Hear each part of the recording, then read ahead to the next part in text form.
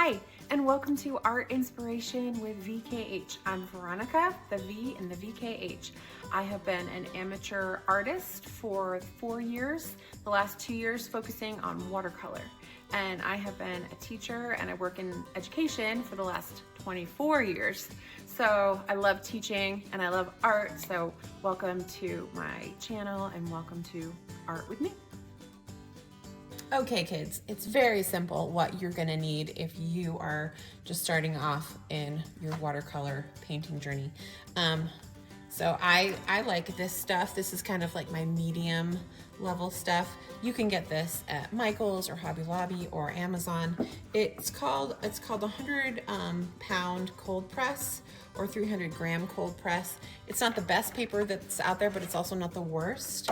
You use the side from when you open the packet. This would be the painted side, and you just need some watercolor paper, maybe a pencil if you're going to do some sketching, a pencil sharpener. I like a white eraser versus a pink eraser, but pink erasers are fine as long as they don't leave too much of a pink when you erase on your paper.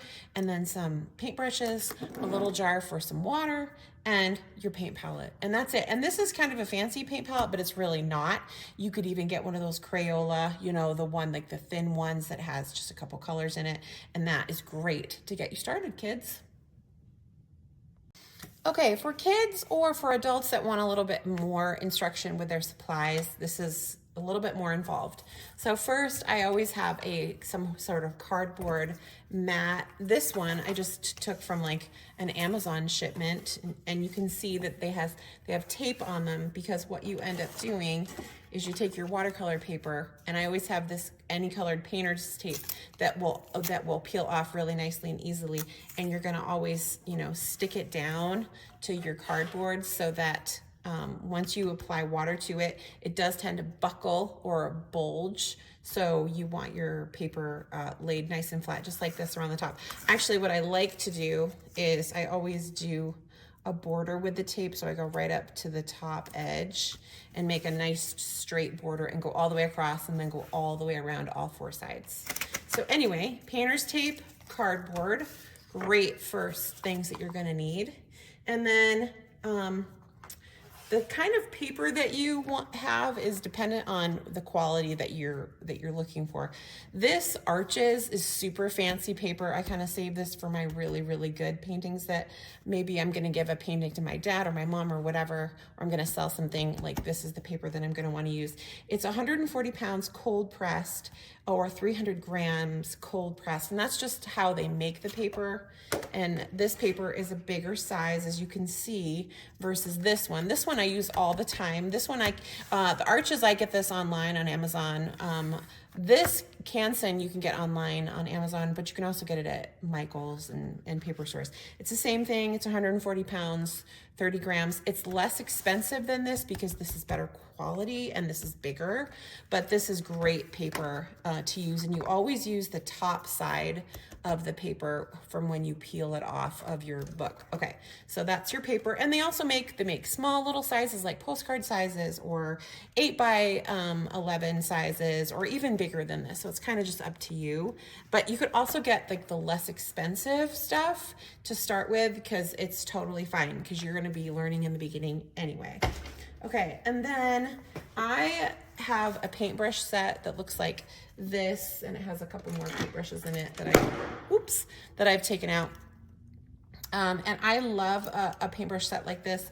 It can sit up and fold down like this so that it's standing up if you're interested in something like that. They make lots of sets like this.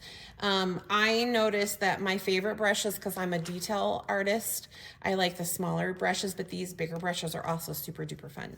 You do not have to have a paintbrush set though like this, but I do like this because I travel to an art studio every week, and it's nice to have something to travel with. But again, you can just go super basic and super cheap. But you will notice with the cheap brushes though that the bristles will fall out, so just keep that in mind. So anyway, nice set of brushes, and again, as you go, you're going to learn what you like. And then paints, it's just going to totally depend. You can get these dried watercolor paint sets. They have these little tiny cakes in them, as you can see. This is one of my favorite ones that I have. It's very well worn. These sides are all glittery, so I don't really use the sides. But I like these a lot. They dry very quickly and they work really well. So these are, you can get these everywhere. And again, they travel really nicely.